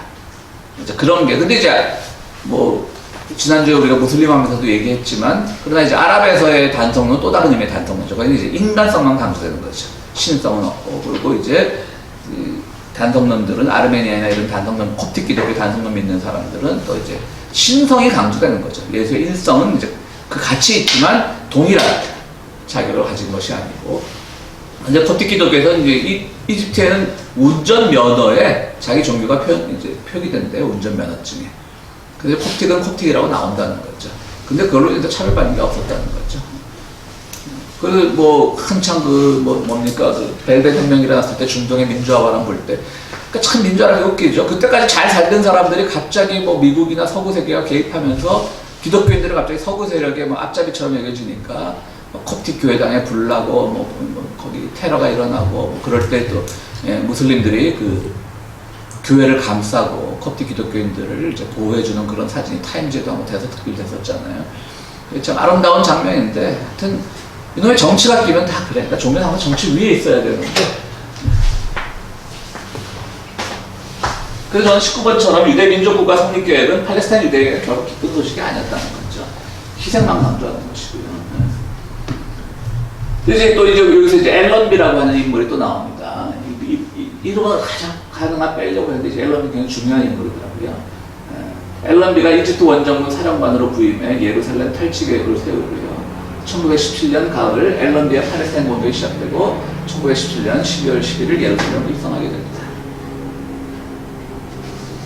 아까 다 말씀드린 겁니다. 앨런비가 다마스쿠스를 거쳐 콘스탄티노플로 쳐들어가서 오스만 제국의 결정타를 내리는 순간 수도까지 쳐들어가는 것이죠. 그 당시에 동로마 제국 멸망할 때 무너졌던 그런 비잔틴 거기에 그 성은 다 무너졌겠죠. 지금도 대포가 있으니까 안고 불락은 아니었던 것이죠. 그 콘스탄티노플로 쳐들어가 오스만 제국 결정타를 내리려는 순간 러시아의 항복으로 독일과 늘 맞서고 있던 러시아의 항복으로 독일 병력이 남아 돌아가는 거예요. 참 세계사의 재미있죠. 러시아는 이제 그 볼셰비키 이것 때문에 막 독일하고 싸울 여력이 없었기 때문에 항복을 했던 모양이에요. 그렇다고 뭐 독일이 러시아 모스크바 이런 데가 쳐들어간 건 아니었으니까 전선에서 항복을 한 거니까. 그러니까 병력이 남을 거 아니에요. 그러니까 영국 입장에서 보면 얘들이 다시 중동이나 이쪽 유럽 쪽으로 돌아와서 새로운 꿈을 꿀 수 있는 그런 가능성이 있으니까 야 지금 콘스탄티노플 쳐들어가서 오스만 무너뜨리는 건 시간 문제가 좀 뒤로 미루고 그러면 이제 그 당시 17년 때 당장 뭐 그 당시 전세로 봐서는 오스만을 금방 무너뜨릴 수도 있었지만 그렇게 하지 않고 갑자기 이제 독일의 그 변화로 영국도 안심할 수 없게 콘스탄티노플 공격을 잠시 보류하는 것이죠.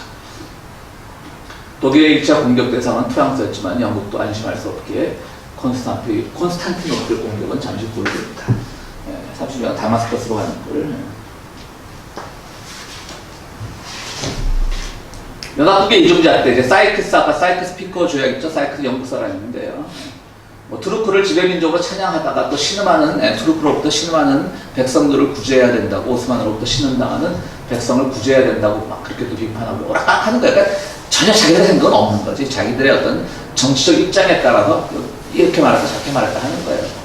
유대인에 대해서도 비판적이었다가 처음엔 좀 투르크 민족을 잘 달래야 되니까 비판적이었다 또 우호적이고 근데 이 사이크스만 그랬던 게 아니라 모든 사람들이 당시 다 그랬다는 거죠. 누구라도 일관적으로 뭐 유대인은 좋은 놈 차라리 하는 말대로 유대인 좋은 놈 아랍은 나쁜 놈 이런 일관성이라도 가지고 모르다 그것도 없이 오락가락했던 것이죠.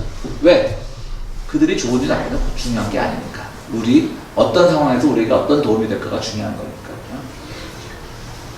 그래서 그들은 결국 영국 사이크스 같은 사람들이 꿈꾸던 것은 영국의 지배를 받는 아랍 왕국, 아랍 연맹의 창설이 영국 말들의 꿈이었던 것이죠. 그러니까 우리가 그래 좋아. 니들 독립 보장해줄게. 근데 우리 지배만 받아. 그럼 우리가 니들한테 뭐 많은 걸 뺏어가겠니? 그냥 인도로 가는 땅이나 우리가 길목만 그냥 우리 이용하고 너희들한테 뭐 서구 문명 잘 전달해줄게. 이렇게 했겠죠. 뭐 교육제도나 의료제도 잘 전달해줄게 그랬겠죠. 근데 이제 사이크스는 아랍인, 유대인, 아르메니아인이 프랑스에게 한 약속을 지킬 수 있다고 믿고 이질적인 세력들을 한데 모으는 데 집중하게 됩니다. 영국 관리들의 비판을 받게 됩니다. 무슨 말인고 하면 아랍인, 유대인, 아르메니아인 좀 끊겼는데요. 뭐가 빠진 것 같아요. 아랍인, 유대인, 아르메니아인을 이제 한데 모으는 거지. 서로 싸우지 말고 사이좋게 지내자. 근데 이것도 사이크스라는 사람도 지나고 보면 그나마 이 중에서는 괜찮았던 사람이에요. 영국 관리 중에서는. 아랍의 진정한 독립을 바랬고 프랑스와 한 약속을 지키려고 애썼고 사이크스 피코 그 선언 때처럼. 그렇지만 이런 건 잘 몰랐던 거지. 아랍인도 그 사이에 무슬림도 그렇게 뭐 시아파 수니파는 아니고 유대인 유대교 또 아르메니아는 또 아르메니아 기독교 그것도 정통 뭐 카톨릭이나 개신교와 다르고 그 상황에서 뭐 또 프랑스에게 한 약속을 지켜야 되고 그래서 이질적인 세력을 자기가 모을 수 있다는 것도 사실 교만이었던 거죠. 사이크스에. 그러니까 많이 양보를 하니까 영국 관리들은 저거 우리 영국의 국익을 위해서 애써야 되는데 왜 그래? 라고 하면서 사이크스에 대한 불신이 커졌다는 거죠. 영국 관리들은 또 사이크스를 나름 비판하고 나중에 이제 저 뒤에 가면 나오는 사이크스가 이제 그 유명한 스페인 독감으로 죽습니다. 1918년인가 19년에. 근데 이제 뭐 그는 자기가 이렇게 뭐 정말 모든 세력을 통합하고 그 프랑스의 약속도 지키고 했던 것을 못한 것에 대해서 속죄하고 죽었을 것이라고 로렌스가 그의 글에 남겼답니다. 로렌스도 좀 이렇게 남 얘기하는 참고로 지도 그 중심에 있어놓고 나중에 나오는데 그러니까 사이크스는 그나마 제가 보니까 저도 뭐 이거 공부하고 처음 들은 이름인데 그나마 좀 괜찮은 관리였던 것이에요. 한 번 약속한 거는 정말 지키려고 애를 썼고 그 지역 사람들끼리 서로 사이좋게 지내라 라고 하는 것도 이제 애썼는데 그게 쉽지는 않죠. 어떻게 그렇게 되겠어요. 시오니스트를 영국 제국 이익을 위한 동맹으로 만드는 것이 꿈이었고 영국 입장에서 이러한 영국의 계획은 시오니스트 이거 왜 또 나왔지? 27번으로 넘어가겠습니다. 사이크스는 계속 아랍인, 유대인, 아르메니아 여기 이게 뭐 카피랑 비슷한 좀 헷갈리는 거 있네. 사이크스는 계속 아랍인, 유대인, 아르메니아에 있는 연합을 추진했지만 영국 관리들이 반대했고요. 결국 여기 좀 졸았던 모양입니다. 1918년입니다. 1918년이 아니라 어제 밤에 욕하다 그랬죠. 응? 욕하다 그랬죠. 1918년부터 팔레스타인 정치의 벨프의 선을 실행에 옮기기 시작했고요.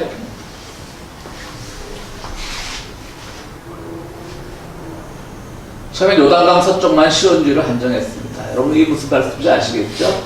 그리고 여호수아에서 보면 이제 광야 40년 생활을 끝내고 모세 리더십이 여호수아로 넘어가고 이제 마지막 요단강만 건너면 되는데 그 12지파 중에 르우벤 지파와 갓 지파 또 므낫세의 반 지파가 요단 동쪽에 남기로 결정을 하죠. 강을 안 건너고. 그 대신 예를 들어서 뭐 이방 족속이 쳐들어오면 전쟁을 할 때 우리가 니들 편을 들어주겠다는 서쪽까지 가지는 않겠다고 말을 합니다.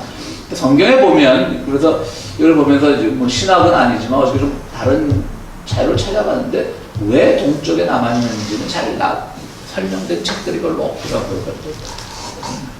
그래서 저는 뭐 설교할 때나 이럴 때 이제 왜 므낫세 파는 그런 지파는 반으로 갈렸을까?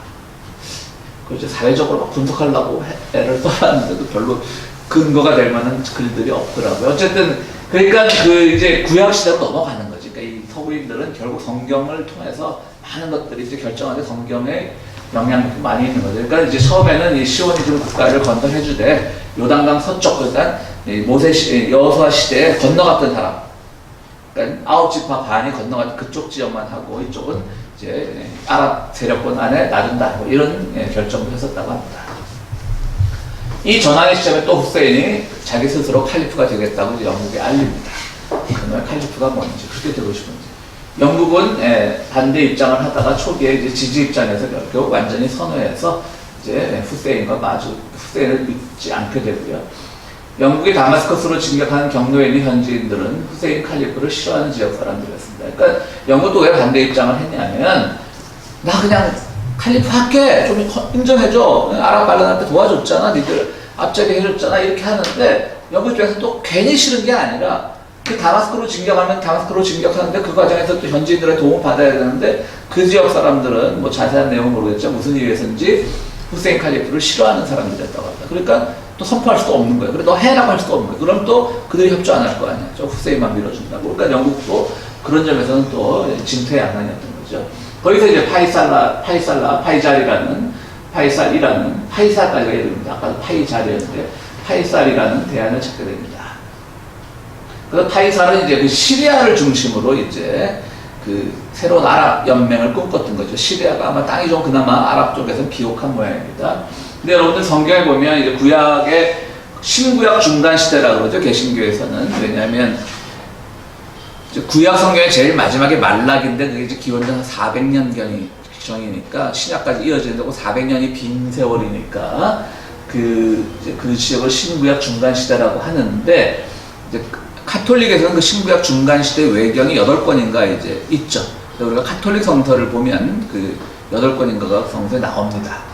그래서 그 당시에 이제 마카비 혁명이라고 유명하지 않습니까? 그래서 마카비 처음으로 이 유대인들이 승전의 경험이 있는 거예요. 기원전에. 맨날 당하고만 살다가.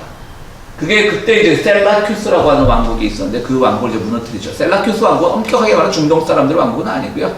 알렉산더 왕의 그 이제 후손들 중에 하나가 그 시리아 지역에서 이제 이룬 왕국인데 우리가 흔히 이제 뭐 셀라큐스 하면 외우기 어려우니까 뭐 목회자들이 설교할 때나 이제 뭐 시리아라고 말을 많이 하죠. 그래서 시리아로부터 이제 뭐 핍박을 당하고 그때 뭐 7 아들이 또 그 라이언 일병 살리기처럼 뭐 7 아들이 뭐 그야말로 시리아 정부에 대항하다가 다 순교를 했고, 그러니까 엄마한테 그 얘기 많이 들었을 거예요. 목사들이 설교 시간에 잘 사는 예화인데 난 그런 예화 별로 안 좋아해요. 잔인한 예화는. 근데 이제 7째 아들까지는 이제 엄마한테 너 지금이라도 우리 우상한테 그들이 스스로 우상이라고 하지 않았겠죠. 우리 신한테 절하면 엄마한테 마지막 7째 아들은 이제 살려줄게. 그래도 엄마가 뭐 7째 아들에도 하나님만 섬기다 죽어라. 그리고 자기도 죽었다. 뭐 이런 유명한 얘기 있습니다. 목사들이 신기한 얘기인데 저는 한 번도 안 했습니다. 저는 잔인한 얘기를 별로 안 좋아해요. 그때가 다 시리아거든요. 그러니까 그때는 이제 다 이 파이살라라고 하는 사람, 파이살이라고 하는 사람은 그 이제 시리아의 영화를 아마 되찾으려고 하는 그런 사람이 아니었나 이런 생각을 해봅니다. 오스만 정부는 그러니까 이제 오스만도 이제 발이 다른 거죠 이제. 그러니까 이제 영국이 그런 정책을 내세우니까 파이살을 내세워서 이제 뭐 너 시리아 가져 이러고 있으니까 오스만 정부 입장에서는 시리아 지역에 즉각 자치로 형을 해서 선수를 치는 거죠. 아 우리도 너 나한테 자치 줄게. 근데 파이살을 뭐 끌어들이긴 그렇고요. 파이살은 이미 영국 편에 붙었으니까. 이 책에 나오는 말인데 이건 영국 관리가 이제 한 말입니다. 시리아인들 사이에는 메카의 족장대 정부의 지배를 받을지도 모른다는 두려움이 분명 존재하고 있습니다. 메카의 샤리프와는 때려야 뗄 수 없는 관계인 반동주의가 전대적 노선을 따른 진보 양립할 수 없다는 것을 그들이 알 수 있다는 것이죠. 그러니까 아마도 뭐 2000년이라는 세월이 있긴 있지만 헬라의 영향을 받았기 때문에 여긴 좀 뭐라 그럴까요? 뭐 합리적이나 이런 것도 좀 강했던 모양이죠. 그러니까 뭐 메카의 샤리프 혹은 뭐 후세인이 카리프가 되는 이런 것들을 따를 수 없었다는 것이죠. 그렇기 때문에 시리아인들을 이렇게 한 몫으로 한꺼번에 그들을 영국 편으로 만들기도 어렵고 후세인을 따라라 이렇게 말하기도 어렵고 그런 일들이 있었던 거죠. 그리고 1918년 11월 토착 정부들이 들어올 수 있도록 전폭적 지원을 아끼지 않겠다는 영국 프랑스 공동선언문이 발표되었지만 여기도 지원만 있었지 아랍 독립이라는 말은 없었다는 것이죠. 그러니까 그놈들이에요. 아까 앨런비입니다. 이제 그 중동 지역의 사령관으로 부임한 그 영국의 장군이죠. 앨런비는 1918년 시리아 직무를 시작했고요. 오스만과 접전하게 되고 프랑스의 보호령이 됩니다. 결국은 영국도 뭐 왜 그런지 몰라도 나중에 또 얘기가 나오지만 프랑스로부터 다시 뺐지만 접전하고 뛰어쓰기가 안 됐습니다. 결국은 프랑스의 보호령이 됩니다. 파이살은 시리아의 왕이 되려는 생각이었지만 이 또한 서방의 논산에 노란한 꼴이 되었습니다. 결국 프랑스에 줬버렸으니까요. 근데 또 지나고 나면 다시 프랑스로부터 빼서 영국이 이 시리아 해방은 파이살의 공이 컸다라고 선포를 한 게 아니라 그 비밀 문서를 슬쩍 흘리죠. 영국이. 그래서 프랑스로 하여금 이제 시리아를 포기하게끔 만드는 거죠. 좀 쉬었다 하죠. 왜?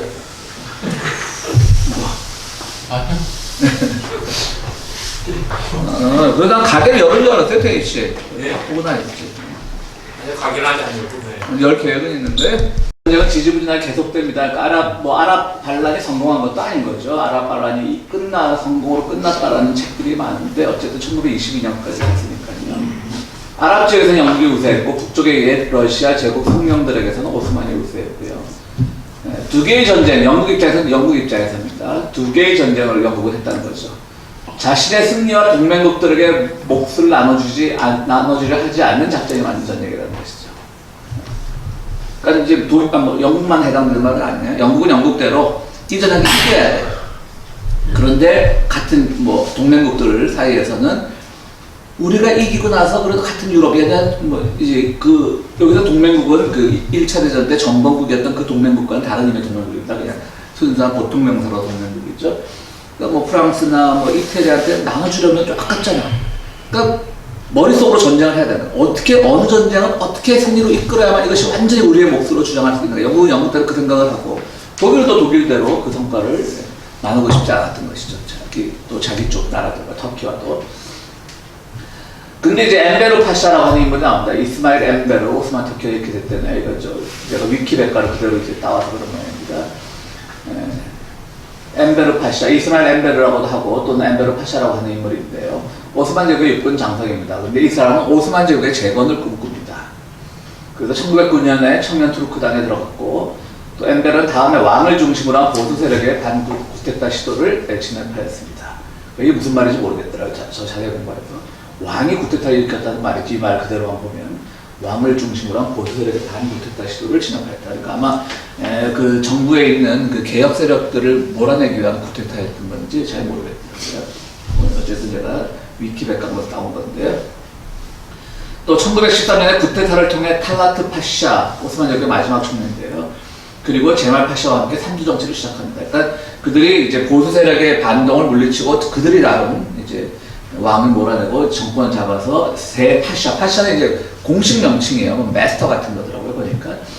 그러니까 이제 탈라트 파샤, 오스만의 마지막 총리 제말 파샤, 이거는 터키의 그 국부 케말 파샤가 아닙니다. 또 다른 파샤입니다. 제말 파샤.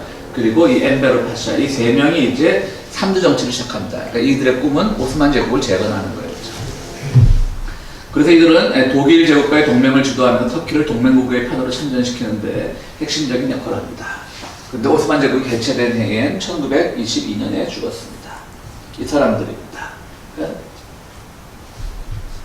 이게 이제 엠베르가 이제 장군이었고요. 전쟁에 직접 앞섰던 사람, 탈라트 이제 총리를 했던 사람이고, 이 책에서 제말이라고 하는 이 제말 파샤에 대한 그 활동은 별로 많이 나오지 않았다고. 이 세 사람이 마지막 이제 오스만 제국의 마지막 끈을 쥐어잡고 이걸 어쨌든 재건을 하자 하다가 이 달라트는 뭘로 악명이 높으냐면 그 유명한 터키에 의한 그 오스만 투르크, 정확하게 지금의 터키는 아니죠. 그 오스만 투르크에 의한 그 아르메니안 학살 사건, 그것도 30만으로, 그러니까 터키에서 발표한 건 30만입니다. 1905년?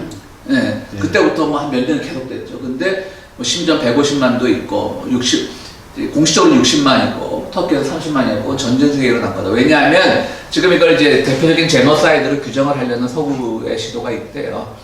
제노사이드 있잖아요. 아우슈비츠 또 많은 그러니까 대량 학살이 있는데 그 아르메니안 학살도 이제 공식적인 제노사이드로 이름을 붙이려고 하는 데 있어서 지금 터키 정부가 엄청나게 반대를 하고 있어서 그들이 그야말로 경찰 추산을 옛날 데모할 때 경찰 추산 이런 말이 있듯이 주최측 추산 이런 말이 있듯이 그들이 주장하는 것만 해도 30만을 죽인 거예요. 터키가 주장하는 것만 해도. 그건 사실 엄청난 숫자지. 그죠? 근데 그거 이제 주범이었던 거죠. 그래서 달라트도 나중에 이제 그 오스만 터키가 완전히 멸망하고 나서 다른 나라로 이제 피신했다가 도망갔다가 거기서 이제 아르메니안에 의해서 이제 피살당을 하게 됩니다. 다들 그러니까 젊은 나이에 다들 죽었어요. 한 40대 초반 몇 달에 다들 이제 아르메니아인의 어떤 피살이나 공격으로 다 죽게 되는 거죠. 결국 1차 대전에서 터키는 패전했습니다. 결국 동맹국이었던 것이죠. 동맹국. 그러니까 연합, 이제 이 유럽 중심으로 하는 그 연합을 연합국이라고 하고, 이걸 이제 동맹국이라고 했는데요. 그러니까 1차 대전의 전범국이죠. 동맹국이라고 했는데, 1차 대전 터키는 패전했고요. 청년 투르크당을 이끌던 3인의 지도부 위의 세 사람이죠. 독일 땅으로 도망쳤고, 청년 투르크당은 1922년에 11월에 해산되었습니다. 그리고 탈라트는 21년에 베를린에서 아르메니아에 암살되었고, 제말은 그루지아죠. 이 조지아라는 건 옛날 러시아의 그 연방 중에 하나였죠. 스탈린이 그루지아 출신입니다. 또 아르메니아에서 죽었고, 엠베르는 1900년 마지막까지 이제 범투르크 운동의 일환으로 타지키스탄에서 독립운동했다가 전사했다고 합니다. 그래서 그 당시는 이 20년 초기에는 그 젊은 터키 청년 투르크당 영턱스라고 하는 것이 어떤 진보의 그 대명사처럼 사용됐다고 합니다. 그런데 우리나라 아이돌, 남성 아이돌 그룹에 옛날 영턱스라고 했었어요. 그걸. 그러니까 그때는 뭐 장난꾸러기 이런 개념이었는데 영턱스가 그런 개념이었다고 합니다. 더 재밌는 거는 우리나라가 최초의 청년 중심의 정당이 있었는데요. 이거는 이 책에 나오진 않은 거고 제가 이 영턱스를 찾다가 찾은 건데요. 신한청년단은 그 유명한 1918년 중국 상하이 동제사 단원들을 중심으로 주축으로 그러니까 동제사 그러니까 하나의 뭐 결사단체 모양이죠. 조직 때 한국의 독립운동단체입니다. 그래서 당을 만든 거예요. 당수 여운형이며 여운형 잘 아시잖아요, 그렇죠? 우리나라 뭐 일종의 그러니까 건전한 좌파, 그래서 김일성과는 박헌영, 김일성과는 대비되는 민족주의 좌파죠. 여운형, 한진교, 장덕수, 김철. 이 김철이 그 김철인지 모르겠어요. 김철이 누구냐면 저 누굽니까? 김한길의 아버지.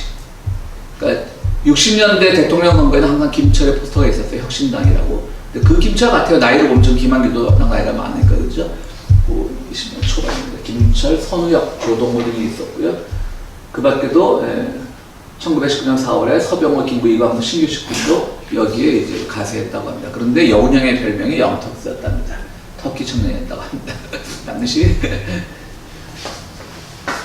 이건 뭐 잠깐 자 1918년부터 서구의 군사적 중요성이 그때 생겨났다고 합니다. 그 전까지 중동은 제국주의 세력의 영토 욕심, 특히 인도를 중심으로 한 영토 욕심, 그 상로를 개척하려고 하는 그런 거 있었지 석유 자체에 대해서는 그 욕심들이 없었다고 합니다. 석유의 중요성을 몰랐던 것이죠. 뭐 비행기가 생기고 자동차가 생기긴 했지만 이것이 이렇게 오늘날처럼 이렇게 대단한 그야말로 동력의 자원이 될 줄은 누구도 생각하지 못했던 것이죠. 자동차가 이렇게 많아질까, 비행기가 이렇게 많아질까, 뭐 그리고 뭐 지금처럼 이렇게 전투기 정말 거의 프로펠러 비행기 수준을 넘어서는 전투기 정도 있었지 이렇게 오늘날의 대형 승객을 태우는 그런 비행기는 감히 생각을 못할 테니까 석유에 대한 생각이 없었는데 1918년부터 이제 전쟁이 끝나가면서 석유 욕심도 생겼던 것이죠.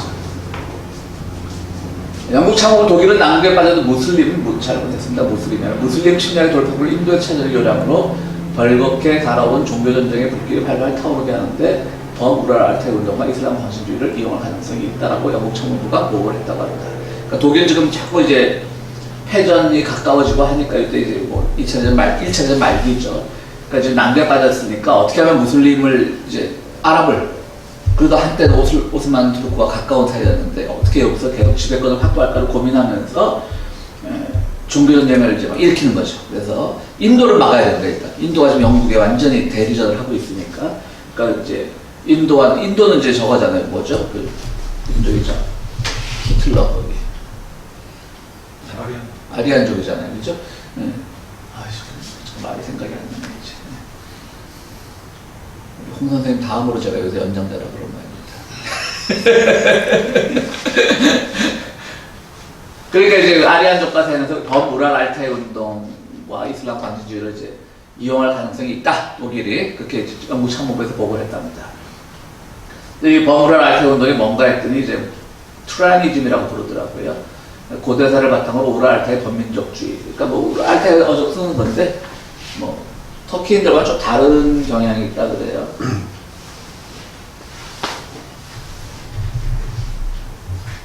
사술적으로 튀르크족이 아닌 사람들과 함께하는 범민족주의고요. 실제 할수록 튀르크족 민족과의 단결을 추구하는 범튀르크주의와는 엄밀하게 따져 구분하는 일이 많습니다. 그러니까 뭐 비슷한데 튀르크족이 아니면서도 뭐 우랄 알타이가 조금 너무 비슷하게 엮여지는 것 같아도 실제로 그것과는 다르다라고 합니다. 근데 우리 한국어가 왜 우랄 알타이 어분에 속한다는 말 우리 고등학교 때 많이 배웠잖아요. 근데 요즘에 또 이것도 나무위키에서 나온 얘기인데 그나마 몽골어족과 튀르크어족은 같은 언어에서 갈라져 나와서 가능성이 여전히 제기되고 있지만 다른 언어들은 그저 단순 언어 동작의 정도로 여겨지고 있다. 지금은 여기 앞에 빠졌구나. 하지만 최근 학계에서는 알타이 어족 같은 것은 없으며 우랄어족, 퉁구스어족, 몽골어족, 튀르크어족을 서로 독립된 것으로 본다고 합니다. 그러니까 요즘 국어 시간에 어떻게 배우는지 모르겠지만 몽골 어족이 그 알타이 어족에 해당되는 거예요. 그렇죠. 근데 그 이제 우랄 알타이라고 하는 언어는 없다는 거죠. 이제 석유의 중요성이 인식되면서 산유국 아제르바이잔 수도 바쿠가 새로운 갈등의 중심에 서게 되고요. 러시아, 독일, 오스만, 영국이 각축을 벌였으나 결국 엠베르, 그러니까 오스만의 군대죠. 엠베르의 군대와 영국군의 대결로 좁혀지고요. 이 과정에서 또 이해관계가 많겠죠. 저걸 어떻게 누구 편을 들어야지 우리가 석유 한 방울이라도 더 얻을까. 그래서 이제 독일과 오스만의 관계도 틀어지게 됩니다. 한때 정말 강한 동맹국이었는데요. 러시아와 오스만, 독일과 오스만의 관계도 틀어지게 됩니다. 트로이의 기술에서 이 신앙축구장 제목에 트로이의 기술이 있었는데요. 보면 왜 트로이의 기술에서 나중에 설명이 나옵니다. 1차 대전에서 독일은 쉽게 무너져 영국이 생각했던 것보다 일찍 종전이 되었습니다. 이 책에서 보면 재밌는 게 1차 대전이 생각보다 빨리 종전된 것의 이유를 대부분 요즘 이 코로나 정국 때문에 그런지 그 스페인 독감 때문에라고 많이 얘기하잖아요.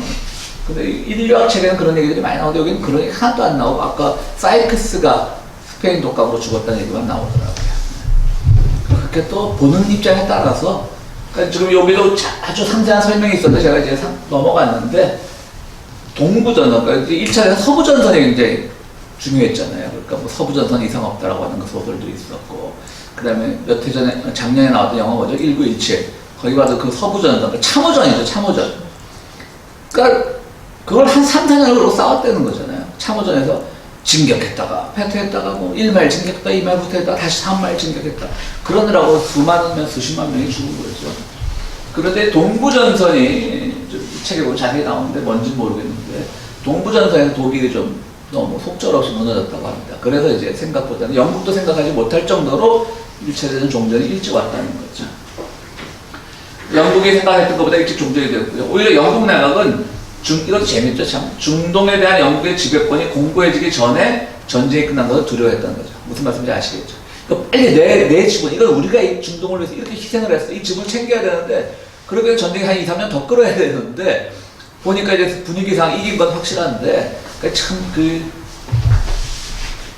정말 이걸 보면서 제가 뭘 생각했냐면, 그러니까 정말 고지전이라는 영화 보셨죠? 고수 나오는 한국 영화 참 저는 한국 전쟁 영화 중에 제일 슬픈 영화인데 아무런 의미 없이 그냥 하나 고집 뺏기 위해서 왔다 갔다 하는 그런 생각이 좀 났어요. 그러니까 빨리 끝내야 되는데 일부러 끝내지 않은 거죠. 영국. 이긴 건 같으니까 조금이라도 좀 자기들 세력을 더 확산하기 위해서. 그러나 결국 1918년 10월 3일 오스만과의 휴전협정에 들어갔습니다. 영국은 평화협정을 원했지만 다른 전리품을 챙기려는 프랑스, 이탈리아는 종전군의 휴전을 원했습니다. 이게 무슨 말인가 하면 영국은 빨리 평화협정을 통해서 전쟁을 완전히 종식하고 싶었던 거죠. 평화협상이라는 거는 영국과 이 오스만과의 관계뿐 아니라 모든 이제 더 이상 이 땅에는 이제 전쟁은 없다라고 하는 것이죠. 그런데 이제 프랑스, 이탈리아는 좀 더 싸우고 싶은 거예요. 여기도 마찬가지로. 이제 영국도 더 지배권이 공고해지게 전쟁이 끝나지 원치 않았지만 결국 이러저러한 사정으로 이제 결국 휴전협정에 들어갔는데 반면 이제 프랑스나 이태리는 아직 우리 거 못 챙겼는데 좀 더 전쟁해야 되는데 이런 생각을 했다는 것이죠. 이걸 보면서도 요새 우리 평화협정, 뭐 종전선언 이것도 참 우리 한반도가 안고 있는 문제와 또 연결되더라고요. 꼭 미국뿐. 그러니까 지금 그때는 이때마다 미국이 착할 때예요. 근데 지난 시간에 우리 윌슨 얘기했는데 지난 시간에 윌슨이 완전히 3대째 장로교 목사집에 태어나서 완전히 종교적으로 정치를 했더라고요. 1차 대전 때 미국이 협조를 요청하니까 그러면 그야말로 유럽 국가들 대고 이 전쟁의 당위성을 대해 설명해서 제출하시고 이런 숙제를 주고 그런 거야. 윌슨 대통령이 유럽 쪽에서는 자존심 상하지 그런 거 제출하라고 그러니까. 어쨌든 그러면서 이제 지금 우리가 한반도 문제도 결국 종전은 해버리면 그만이잖아.